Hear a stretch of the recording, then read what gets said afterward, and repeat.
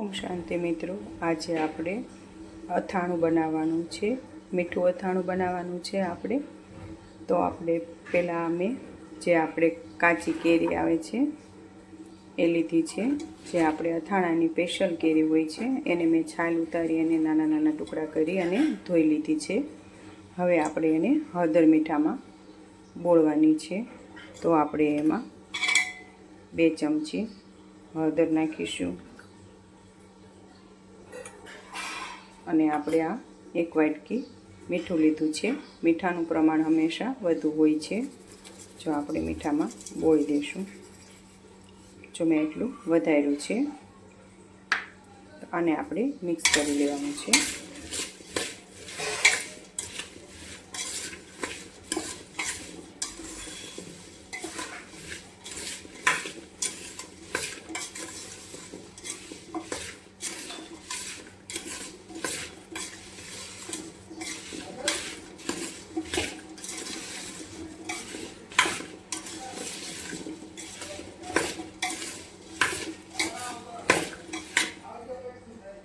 જો અથાણું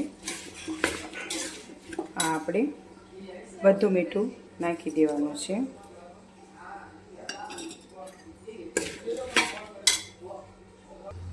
હવે આપણે આને એક ડીશ ઢાંકીને 2 દિવસ માટે મૂકી દેવાનું છે. તો આ મેં કેરી 2 દિવસ થઈ ગયા છે, તો સરસ આવી ગઈ છે. જો આવી રીતે થવા દેવાની છે. તો આપણે તપેલામાંથી કાઢી લીધી છે અને ધોઈ નાખી છે. જો આપણે કેરી એમાંથી કાઢી લીધી છે. હવે આપણે તડકા છાયાનું કરીશું. તો આપણે એક તપેલું લેવાનું છે. આ મેં કિલો કેરી છે તો કિલો સાકર લીધી છે. ગોળ નથી નાખવાની, હું સાકરમાં બનાવવાનું છે મારે. તો આપણે સૌપ્રથમ પહેલાં એક તપેલું લીધું છે, એમાં આપણે આ કેરી નાખીશું. પછી જે આપણે આ સાકર છે એ એમાં એડ કરી દઈશું. જો હવે આપણે આને મિક્સ કરી નાખશું.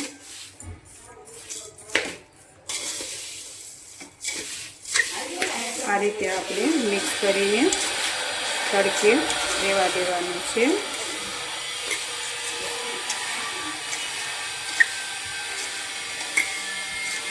એક દિવસ આપણે નીચે આ રીતે રાખીશું. જો આ રીતે આપણે સાકર ઓગળી જાય ત્યાં સુધી આપણે નીચે રહેવા દઈશું એક રાત. પછી આપણે કાલે તડકે મૂકી દઈશું. જો આ રીતે એક ડીશ ઢાંકીને મૂકીશું. તડકા છાયાનું અથાણું કરવાનું છે. તો મેં આ તડકેથી લઈ લીધું છે. હવે આપણે જોઈએ. જો આ આપણે તડકે મૂક્યો તો સરસ તે આપણે બોળાઈ ગયો છે. ચાસણી સરસ તૈયાર થઈ ગઈ છે. હવે આપણે આમાં હવેજ બનાવીને નાખવાનું છે. તો ચાલો આપણે હવે હવેજ બનાવી નાખીએ. જો આ આપણે રાઈના કુરિયા લીધા છે, મેથીના કુરિયા લીધા છે અને ધાણાના કુરિયા છે. 3 કુરિયા મેં લીધા છે. આ મેથીના છે, આ ધાણાના છે અને આ રાઈના છે. તો વચ્ચે આપણે પહેલાં મેથીના નાખીશું, પછી ધાણાના અને પછી રાઈના કુરિયા નાખીશું. હવે આપણે તેલ ગરમ કરવા મૂકી દીધું હતું. તેલ પણ આપણું ગરમ સરસ થઈ ગયું છે. તેલ ગરમ થઈ ગયું છે. આપણે ચેક કરવું હોય તો આપણે સહેજ આમ રાઈના કુરિયા નાખી દઈશું. જો આપણે સહેજ મેં ઠરી ગયું છે, વધારે ગરમ થવા દેવાનું છે. આ થઈ ગયું છે અને સહેજ ઠરી પણ ગયું છે. હવે આપણે એને હવેજમાં નાખવાનું છે.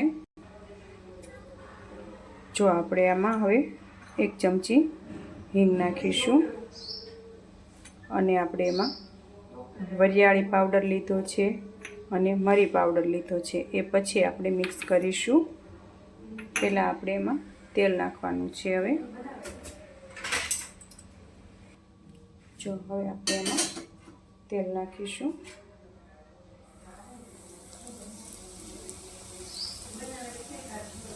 જો આપણે એટલું તેલ વધાર્યું છે.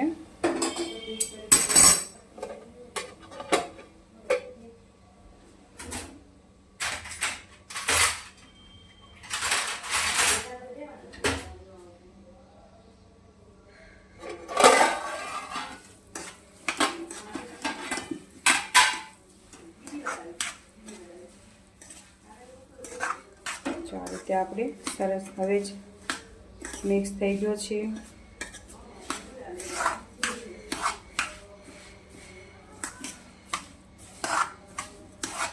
હવે આપણે આમાં લાલ મરચું પાવડર નાખીશું અને મીઠું સ્વાદ પ્રમાણે નાખવાનું છે.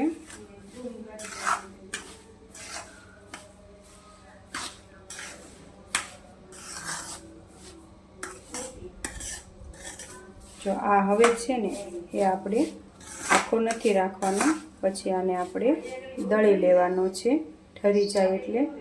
તો પછી હું લાલ મરચું પાવડર નાખીશ. પહેલાં આપણે આને ઘડીક ઠરવા દઈએ, ઠરી જાય પછી જ આપણે લાલ મરચું પાવડર નાખવાનો છે. અને જે આ મરી પાવડર છે એમાં નાખી દેવાનો છે, અને વરિયાળી પાવડર પણ આપણે એમાં મિક્સ કરી લઈશું. જો તમારે આખી વરિયાળી ભાવતી હોય તો તમે આખી વરિયાળી પણ નાખી શકો છો, પણ મેં આમાં પાવડર નાખ્યો છે.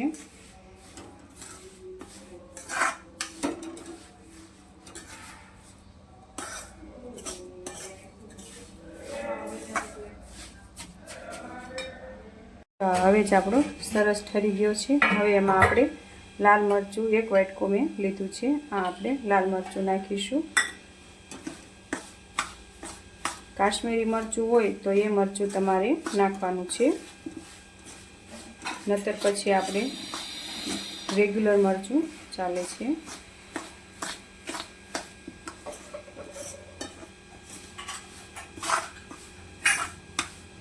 તીખાશમાં તમને તમારી ચોઈસ પ્રમાણે નાખવાનું છે, તમે વધુ ઓછું કરી શકો છો.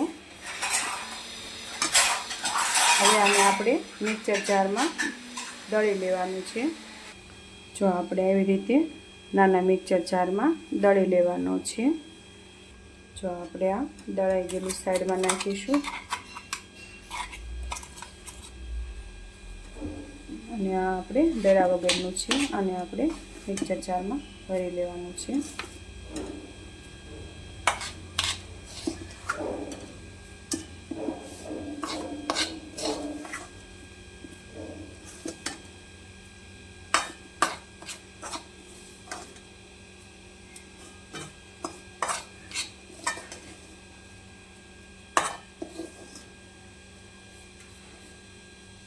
જો આ રીતે આપણે દળી લઈશું. જો આ આપણે હવે જ કમ્પ્લીટ થઈ ગયો છે. હવે આપણે આ જે આ કેરીનું આથો આવી ગયો તો એમાં આપણે આ ચાસણી તૈયાર થઈ ગઈ સરસ. હવે આપણે જેમાં ભેળવવાનું છે.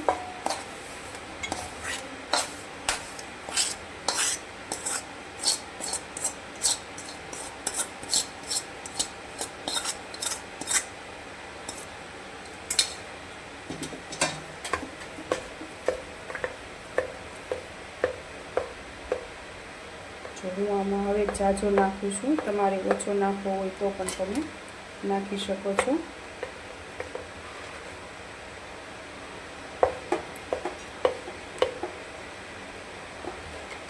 જો આપણે કેરીનું અથાણું તૈયાર થઈ ગયું છે. ચાલો આપણે પરમાત્માને ધરી દઈએ. ઓમ શાંતિ મિત્રો. જો આપણે આમાં ગોળ સરસ રીતે સાકરમાં બનાવ્યું છે, સરસ રીતે થઈ ગયું છે. હવે આપણે આને પરમાત્માને ધરી દઈશું, અને આપણે આપણે તેલ વગરનું અથાણું તૈયાર થઈ ગયું. ચાલો ઓમ શાંતિ મિત્રો.